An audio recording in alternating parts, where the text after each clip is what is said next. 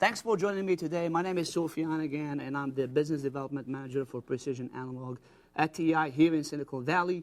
Last time where I left you with was basically the TIPD, TI Precision Design Reference. That's an extensive documentation for reference design, essentially, that talks about the ADS 8881, TI's newest SAR ADC that provides 18 bits of resolution and 1 megasample per second. So we left off talking about the input driver. We talked about the anti-aliasing filters. As a matter of fact, I'd like to pick up where we left off, which is really the anti-aliasing filter component choices. So we talked about having chosen the capacitor. It worked out to be 1.18 nanofarad, if you remember, all right, to minimize the droop. And we said attenuate any kind of charge kickback for noise purposes. In other words, to minimize the noise from the kickback of the SAR ADC.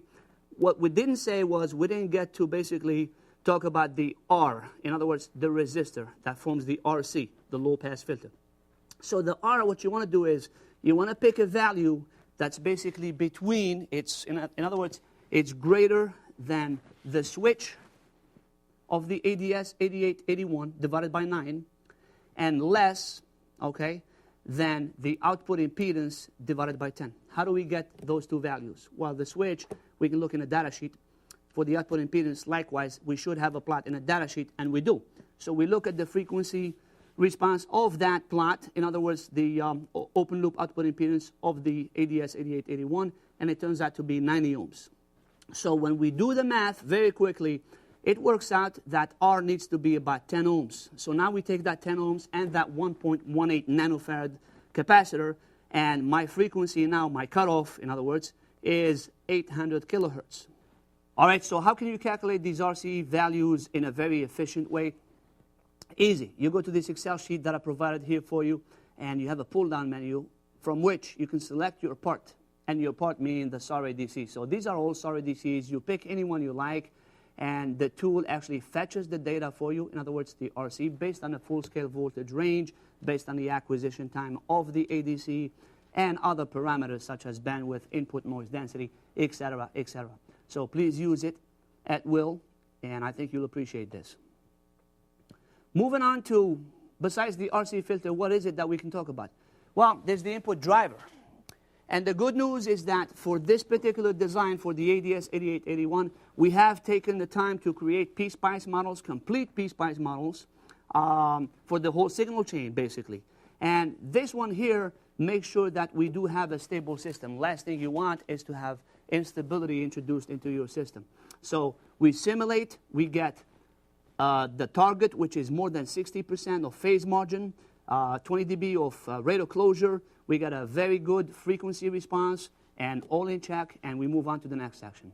And by next section, meaning the noise performance. So now we have to address the noise performance of the input driver. What we do is, again, we simulate, and we get essentially the RMS value. It works out to be, in this case, 36 microvolts RMS.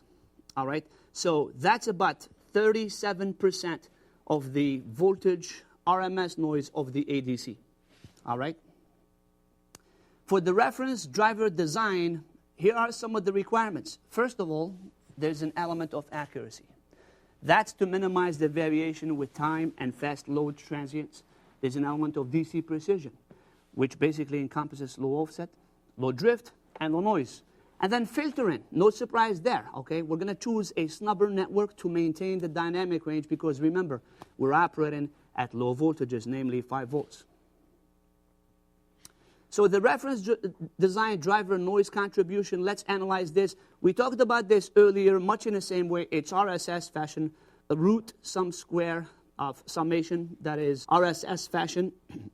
Okay, so everything under the square root and everything is squared up with the bandwidth, and then, of course, the pi over 2 factor, which is 1.57. So we need to keep this at under 12 microvolts, RMS that is. And when we do this, we run into a little bit of a problem. Why is that? Because for the reference, we can get the one of ref that's listed on the data sheet. We can't really have access, at least in this case, we don't have access to the broadband, the white noise. In other words, the spectral density. So we don't really have access to that broadband. What do? Well, we know there's an inverse proportionality rule between what? current consumption, quiescent current, power consumption, and what? And noise. So that's what we do. We look essentially for what? For something that can give us a high current consumption, a high quiescent current. So we'll know that by that we'll get a lower noise. That's a broadband noise. All right? Establishing that relationship and cranking to the equation listed on your screen or your presentation, we basically we solve for the 3 dB of the noise, and we get a value. All right? So we select this particular device called the Ref 5045, which has an IQ, that's the quiescent current, of about 1 milliamp. All right? So 1 milliamp is good enough because it doesn't really degrade the power budget of the entire system, and yet at the same time, it gives me the performance I want.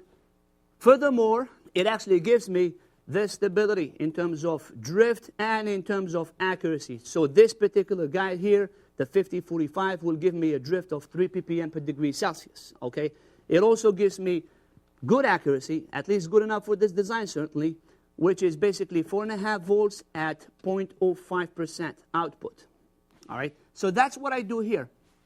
All in all, when I sum these up, I end up with a broadband noise of roughly 220. So it's exactly 223 nanovolts per root hertz. That's broadband density.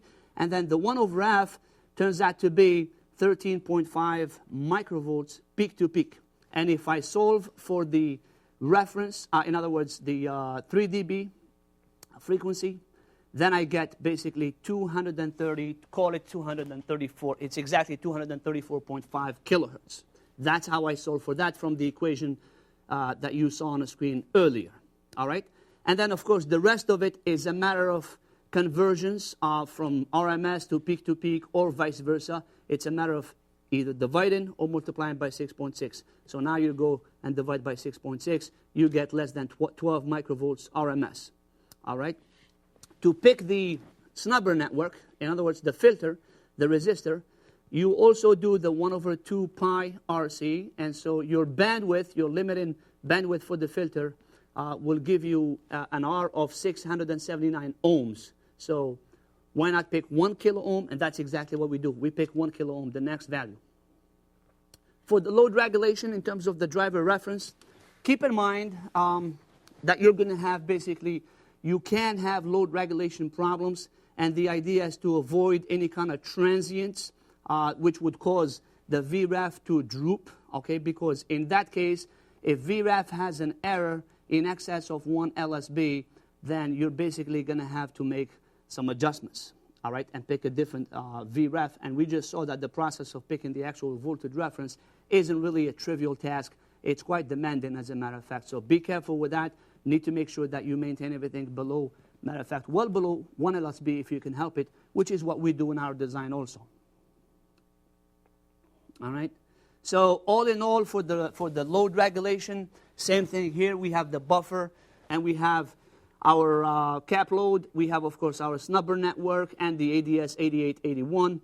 What we need to remember is that the buffer capacitor at the output of the buffer needs to be, or multiplied by the charge, multiplied by the voltage rather, needs to be greater than 2/3 Q of ref. In other words, the charge of the reference voltage. Okay, so when we crank to the math, we actually end up with a 10 microfarad value for the capacitor, and that's what the math tells me. So we use the 10 microfarad in this case.